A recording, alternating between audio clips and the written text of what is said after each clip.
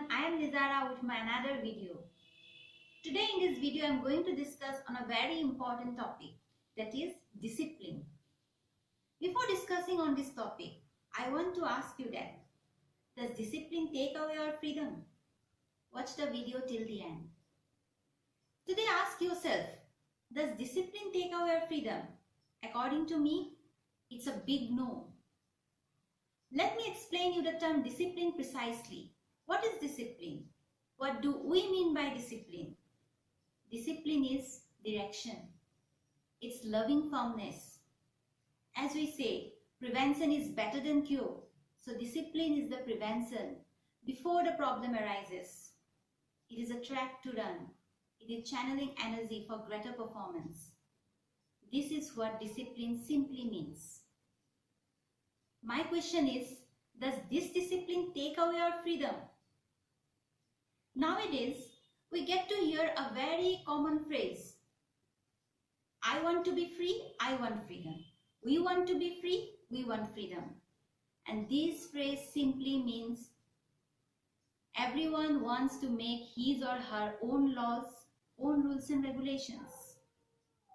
Is it possible? Imagine yourself in these situations. Number one, if everyone would be allowed to make their own traffic laws and can drive on any side of the road, what would happen? Number two, if we take the train off the track, it is free, but where does it go? Number three, let the students get up at any time in the morning according to their own wish. They are free, but will they be able to attend the classes in schools, colleges or universities? Number four, if every officers and organizations give their employees the liberty to reach their respective jobs at any time of the day, everyone will be free. But what will be the future of such employees, such officers and such organizations? Number five, I have heard people saying, I can speak whatever I wish, wherever I wish, whenever I wish. Because the Constitution of India has granted the fundamental right of freedom to speech. Situation 6. Think about your own family. If we start doing our own things according to our own wish, we all are free, but will it be a family anymore? Think yourself. What do we want to call these situations? What do you want to call? Freedom or chaos? What is missing here? It's discipline. Yes, it's the discipline missing in these situations. Now, I want to tell you one story, a short story. A boy was flying a kite with his father. The boy asked, Father, what is that thing that is keeping the kite up? Dad replied, the string. Then the boy again asked, Dad, it's the string that is holding the kite down. Then Dad smiled and said, okay, my son, watch now. And the father cut the string. Guess what happened? The kite came down. This is what discipline is all about. Isn't that true in our own life? Sometimes the things that we are thinking, holding us down, are the very things that are keeping us fly. That is what discipline is all about. So discipline is not taking away our freedom. Actually, we are gaining freedom through discipline. And one should get rid of this misconception that freedom means doing one's own thing. One cannot always have what one desires.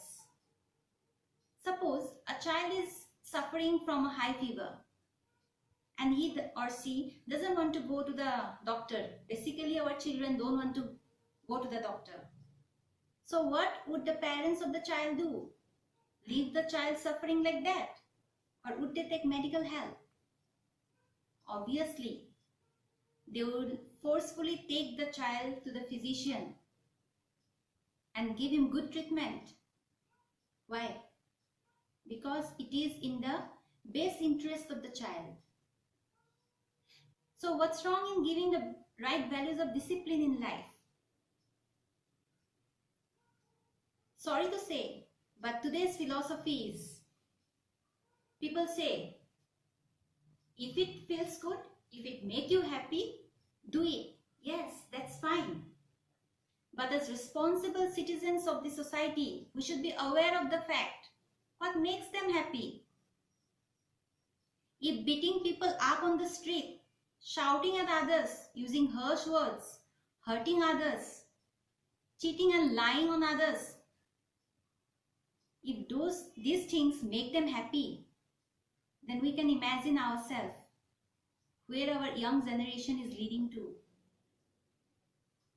I have told beforehand only, discipline is direction. Giving choices to children is very important, but choices without direction results in disaster. We should take care of these things. Ask yourself, without discipline, can an athlete win a game? Can a captain run a ship effectively? Can a pilot fly a flight? Can a surgeon succeed in his or her surgery? Think yourself, without discipline, can a principal run a school? Can a manager manage his team or his subordinates? Can parents grow up their children as responsible citizens? Can a prime minister lead a country well? My answer is, of course not.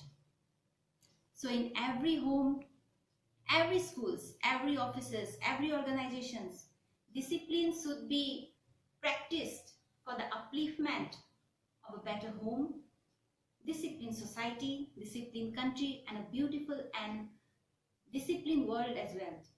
Remember, discipline doesn't take away. It gives us joy and freedom. Now let me relate a very small interview of our very known, well-known and favorite sports person, Mr. Sachin Tendulkar. Now when he has completed his 20 years of international cricket, the Mumbai Times of India edition has produced a supplementary on him. And there was his interview too. There the interviewer asked Mr. Sachin Tendulkar, "Sir, what is the secret behind your success?" Sachin replied, "In my 24 years of cricket career, that is 20 years international cricket and 4 years of domestic cricket, there's not been a single day in my life that I haven't been to the net practice at sharp 6 in the morning and haven't faced my first ball." Then the interviewer was very sharp and clever. He then asked, "Sir, if you had scored a century or double century on the previous day, what did you do?" Sachin replied, "Even if I had scored a century or double century on the previous day, I am at the nets at sharp 6 in the morning, the next morning." This is called self-discipline. In this way, Sachin Tendulkar has self-disciplined himself to that extent, and the result is before us. It hasn't taken away freedom from him. Instead, it gave him name, fame, health, wealth, happiness, success in life. By practicing self-discipline, he hasn't succeeded himself, but he has made the country proud. He has inspired millions and became their idol. No doubt, we all are good, we can do good, and we all are doing good in our own respective fields. But to transform us from good to great, we have to be self-disciplined like the great people. If one Sachin Tendulkar, by practicing self-discipline, can inspire a million hearts, then imagine if every individual of our society inculcate the practice of self-discipline within themselves. Imagine how blissful and peaceful our home would be, our society would be, our country and our world would be. So it's my humble request to practice self-discipline, to maintain discipline everywhere. Remember, self-discipline may be painful in short run, but tremendously it's very gainful in the long run. So today I want to conclude my video with a very wonderful quote of Warren Buffett sir. He once said, to be successful in life, we don't have to be more smarter than the rest. We have to be more disciplined than the rest. I repeat, to be successful in life, we don't have to be smarter than the rest. We have to be more disciplined than the rest. So I hope everyone will maintain discipline everywhere.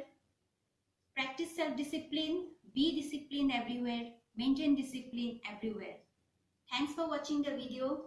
I'll be coming with my new videos soon. Till then, thank you very much and put your valuable suggestions and comments. Do like, share, comment and subscribe my channel. Be inspired by Nizara. God bless you all. Thank you very much for watching.